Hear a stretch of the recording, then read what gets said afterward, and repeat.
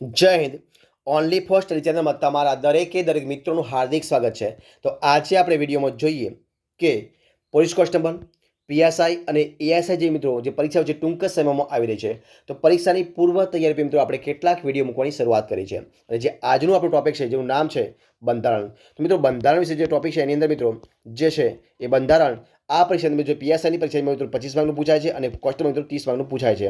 તો આપણે એમસી પ્રકારના જે વિડીયો છે એ બનાવીએ છીએ પ્રશ્નોના, અને એ પ્રશ્નો મિત્રો આપણે દરેક વિડીયો મિત્રો 30 પ્રશ્નો મૂકીએ છીએ.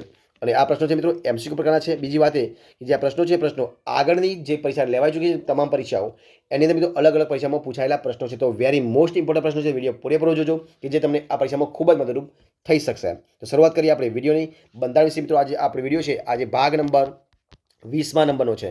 વિડીયો પૂરેપૂરો જોજો. શરૂઆત કરીએ આપણે વિડીયોની. જોઈએ પ્રશ્ન એક આજે તમારી સમક્ષ શું છે પ્રશ્ન કે કેટલી ઉંમર કરતો નાની ઉંમરના બાળકને મજૂરીએ રાખવું એ કાયદાનો ભંગ થયો કહેવાય? જવાબ શું આવશે? ઓપ્શન ડી જવાબ બનશે 14 વર્ષ. ઓપ્શન ડી જવાબ બનશે 14 વર્ષથી નાના બાળકને મજૂરી પર રાખવું એ કાયદાનો ભંગ કરી અને આપણે ગુનો કર્યો કહી શકાય. તો જવાબ શું આવશે? ઓપ્શન ડી 14 વર્ષ કરતી નાના બાળકને. પ્રશ્ન આપણે આગળ જોઈએ. પ્રશ્ન શું છે પ્રશ્ન કે રાજ્યસભામાં શું છે પ્રશ્ન? રાજ્યસભામાં સભ્ય થવા માટે કેટલી ઉંમર આવશ્યક છે? તો મિત્રો રાજ્યસભાની અંદર સભ્ય થવા માટે ઉંમર છે ઓપ્શન ડી જવાબ આવશે 30 વર્ષ. કેટલી આવશે? ઓપ્શન ડી છે 30 વર્ષ. એટલે કેટલી આવશે? 30 વર્ષ જવાબ છે ઓપ્શન ડી 30 વર્ષ ઉંમર જરૂરી છે. પ્રશ્ન આપણે આગળ ચર્ચા કરીએ. શું છે પ્રશ્ન કે ભારતમાં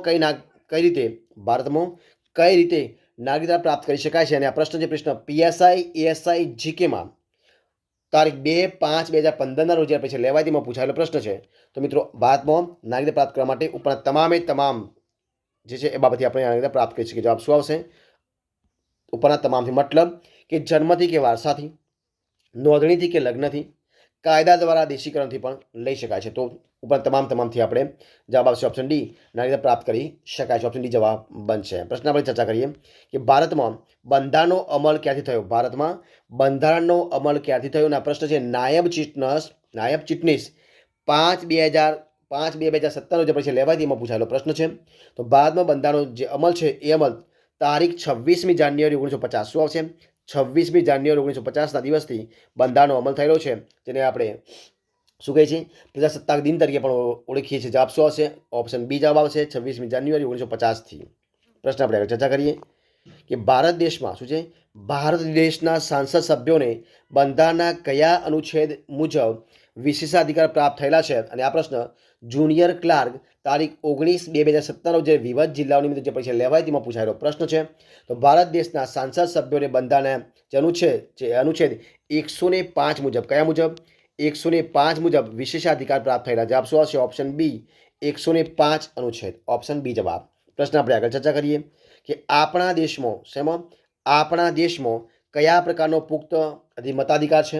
તો આપણા દેશની અંદર જે સાર્વત્રિક છે, કયો સાર્વત્રિક પ્રકારનો પુખ્ત મતાધિકાર છે? જવાબ આવશે ઓપ્શન સી સાર્વત્રિક અધિકાર. પ્રશ્ન પર ચર્ચા કરીએ કે પ્રથમ રાષ્ટ્રીય નાણાં પંચના અધ્યક્ષ કોણ હતા? તો મિત્રો પ્રથમ રાષ્ટ્રીય નાણાં પંચના અધ્યક્ષ હતા કે.સી. નિયોગી. કોણ હતા? કે.સી. નિયોગી. ઓપ્શન બી જવાબ આવશે કે.સી. નિયોગી. અને આ પ્રશ્ન છે પ્રશ્ન જીપીએસસી ક્લાસ 2 તારીખ 4/3/2017 રોજ પછી લેવાતીમાં પૂછાયેલો પ્રશ્ન છે. તો પ્રથમ રાષ્ટ્રીય નાણાં પંચના અધ્યક્ષ હતા કે.સી. નિયોગી. ઓપ્શન બી જવાબ થશે.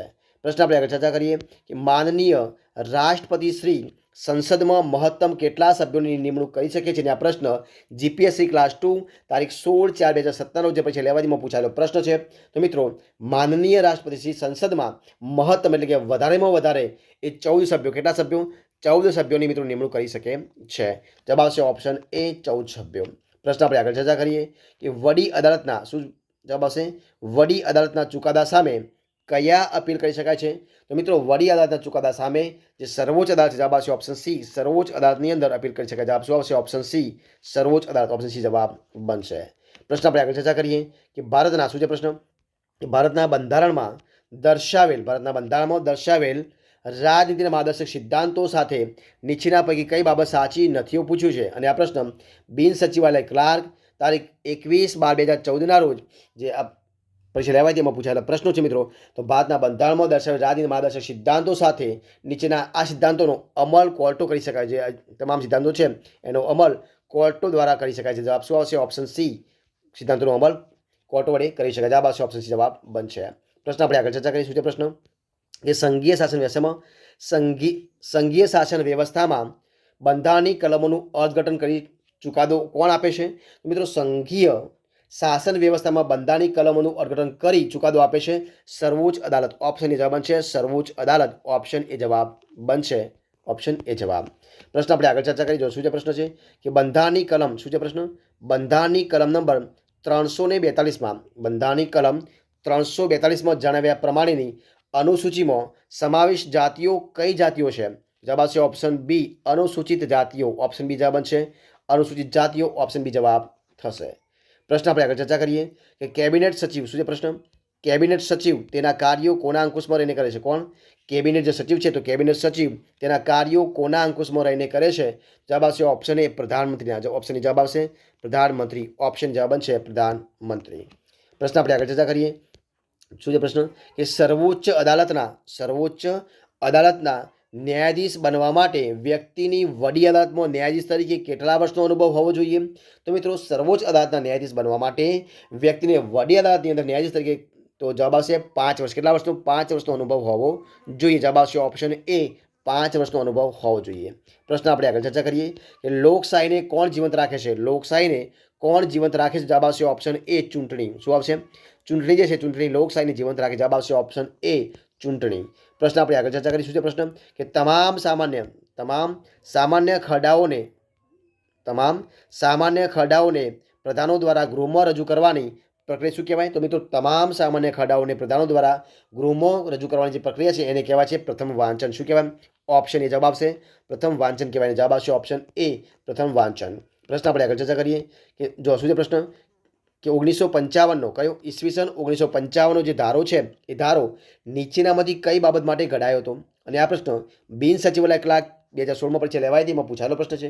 મિત્રો ઈસવીસન 1955નો જે ધારો છે એ ધારો જે નીચે પોઈન્ટ આપે છે એમાંથી એ અસ્પૃશ્યતા ગુનાઓ કયો આવશે? અસ્પૃશ્યતા ગુનાઓ આચરણના જે શિક્ષાપાત્ર ગુના છે એના માટે ઘડાયો. જવાબ શું આવશે? ઓપ્શન સી અસ્પૃશ્યતા આચરણના શિક્ષાપાત્ર ગુનાઓ માટે. ઓપ્શન સી જવાબ બનશે. પ્રશ્ન આપણે આગળ ચર્ચા કરીએ કે શેષ સત્તાઓમાં કાયદો ઘડવાની કે તેમાં ફેરફાર કરવાની સત્તા કોની છે? મિત્રો શેષ સત્તાઓમાં કાયદો ઘડવાની કે તેમાં ફેરફાર કરવાની સત્તા છે ઓપ્શન એ જવાબ આવશે કેન્દ્ર સરકાર. ઓપ્શન એ જવાબ બનશે કેન્દ્ર સરકાર. ઓપ્શન એ જવાબ સંસદ આવશે. શું કહેવાય? કેન્દ્ર સરકાર એટલે કે સંસદ. ઓપ્શન એ જવાબ બનશે. જો એ પ્રશ્ન આપણે આગળ ચર્ચા કરીએ. જો શું છે પ્રશ્ન છે કે ભારતમાં વચગાળા શું છે પ્રશ્ન કે ભારતમાં વચગાળાની સરકાર ક્યારે રચાઈ હતી? તો મિત્રો ભારતમાં વચગાળા સરકાર રચાઈ હતી ઈસવીસન 1946માં. ક્યારે? ઈસવીસન 1946ની અંદર ભારતમાં વચગાળાની સરકાર રચાઈ હતી. જવાબ આવશે ઓપ્શન સી 1946માં. પ્રશ્ન આપણે આગળ ચર્ચા કરીએ કે સંવિધાનની જોગવાઈઓ મુજબ પંચાયતો માટે નાણાં આયોગની રચના કરવા બાબતોની જવાબદારી કોને આપવામાં આવેલી છે? અને આ પ્રશ્ન છે પ્રશ્ન જીપીએસસી ક્લાસ 2 તારીખ 16/4/2017 જે પરીક્ષા લેવાયમાં પૂછાયેલો પ્રશ્ન છે મિત્રો. તો સંવિધાનની જોગવાઈઓ મુજબ પંચાયતો માટે નાણાં આયોગની રચના જે કરવાની છે એની બાબતોની જવાબદારી એ સોંપવા મિત્રો આવે છે માનનીય રાજ્યપાલશ્રીને. કોને? ઓપ્શન સી જવાબ આવશે માનનીય રાજ્યપાલશ્રી. ઓપ્શન સી જવાબ બનશે માનનીય રાજ્યપાલ. પ્રશ્ન આપણે આગળ ચર્ચા કરીએ કે ગુજરાતમાં શું છે પ્રશ્ન? ગુજરાતમાં તીર્થગામ શેમાં મિત્રો? ગુજરાતની અંદર તીર્થગ્રામની યોજનાની શરૂઆત ક્યારથી અમલમાં મિત્રો આવી છે? તો જો જવાબ શું છે ગુજરાતમાં તીર્થગામની યોજના જે શરૂઆત છે અમલમાં આવી છે. ઓપ્શન જવાબ છે જુલાઈ 2014માં. શેમાં?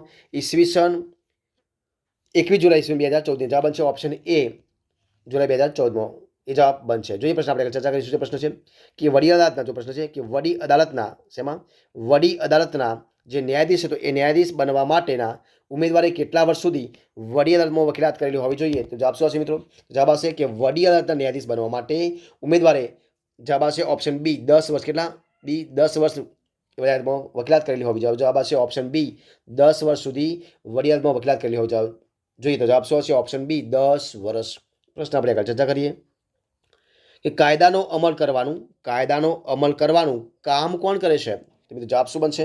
કાયદાનો અમલ કરવાનું કામ કરે છે મંત્રીમંડળ. ઓપ્શન ડી જવાબ આવશે મંત્રીમંડળ. શું આવશે? ઓપ્શન ડી જવાબ મંત્રીમંડળ.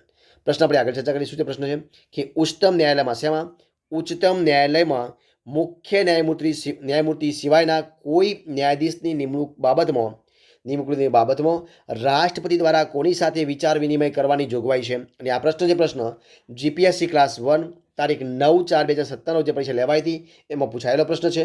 તો મિત્રો ઉચ્ચ ન્યાયાલયમાં મુખ્ય ન્યાયમૂર્તિ સિવાયના એ ભારતના જે મુખ્ય ન્યાયમૂર્તિ કોણ, જે ભારતના મુખ્ય ન્યાયમૂર્તિ છે, તો એ ભારતના મુખ્ય ન્યાયમૂર્તિની નિમણૂકની બાબતનો રાષ્ટ્રપતિ દ્વારા એમની સલાહ દ્વારા વિનિમય કરવામાં જોગવાઈ છે. જવાબ આવશે ઓપ્શન બી, ભારતના મુખ્ય ન્યાયમૂર્તિ.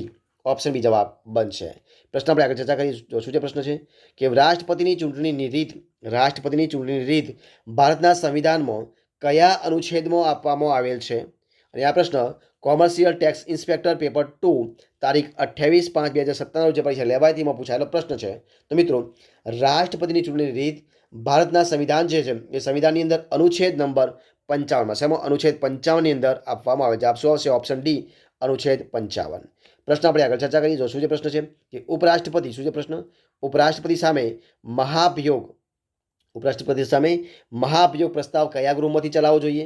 તો ઉપરાષ્ટ્રપતિ સામે મહાભિયોગ જે પ્રસ્તાવ છે એ પ્રસ્તાવ રાજ્યસભામાં, શેમાંથી? રાજ્યસભામાં ચલાવવો જોઈએ. જવાબ આવશે ઓપ્શન એ, રાજ્યસભામાંથી. ઓપ્શન એ જવાબ બનશે. પ્રશ્ન આપણે આગળ ચર્ચા કરીએ. શું છે પ્રશ્ન કે જનગણમન, શું છે? જનગણમન રાષ્ટ્રગીતના જનગણમન રાષ્ટ્રીય ગાન છે, રાષ્ટ્રગીતની રાષ્ટ્રીય ગાન છે. તો જનગણમન રાષ્ટ્રીય ગાનના રચનાર કવિવર શ્રી રવિન્દ્રનાથ ઠાકુર દ્વારા પ્રથમ તે ગીતને તત્વબોધિની પત્રિકામાં ઈસવીસન 1992માં પ્રસિદ્ધ કરાયું હતું.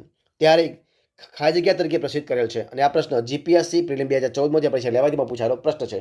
તો મિત્રો જનગણમન રાષ્ટ્રીય ગાન છે અને એ ગાનના રચનાર કવિવર રવિન્દ્રનાથ ઠાકુરના દ્વારા પ્રથમ તે ગીતને તત્વબોધિની પત્રિકામાં 1992 પ્રસિદ્ધ કરાયું હતું.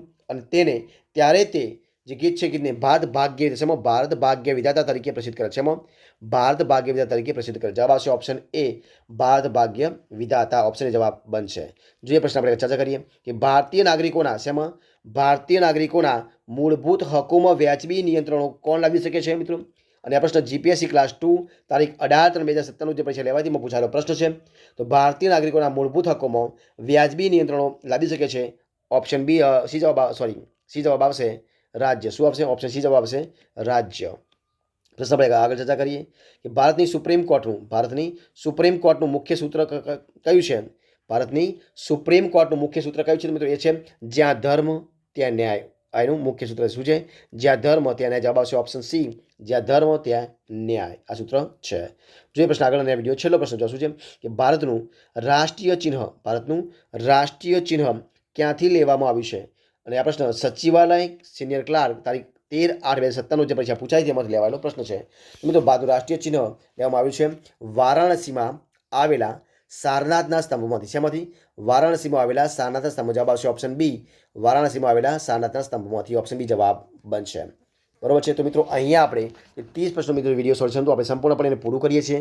જો તમને મારો વિડીયો ગમ્યો હોય, વિડીયો મારા પસંદ આવતા હોય તો એને લાઇક કરો, કોમેન્ટ કરો, તમારા મિત્રો વિડીયો શેર કરો અને છેલ્લે ચેનલમાં નવા હોય, ચેનલ સબસ્ક્રાઇબ ન કરી હોય તો ઓનલી ફર્સ્ટ ચેનલ સબસ્ક્રાઇબ કરવા માટે વિનંતી છે. મારા વિડીયોને પહેલાથી છેલ્લે સુધી જોવા માટે તમારા દરેક મિત્રોનો દિલથી ખૂબ ખૂબ આભાર માનું છું. ફરી મળીશું એક નવા વિડીયો સાથે, નવા ટોપિક સાથે. ત્યાં સુધી બની રહો. જય હિન્દ, જય ભારત, જય ગરવી Gujarat. All the best of luck.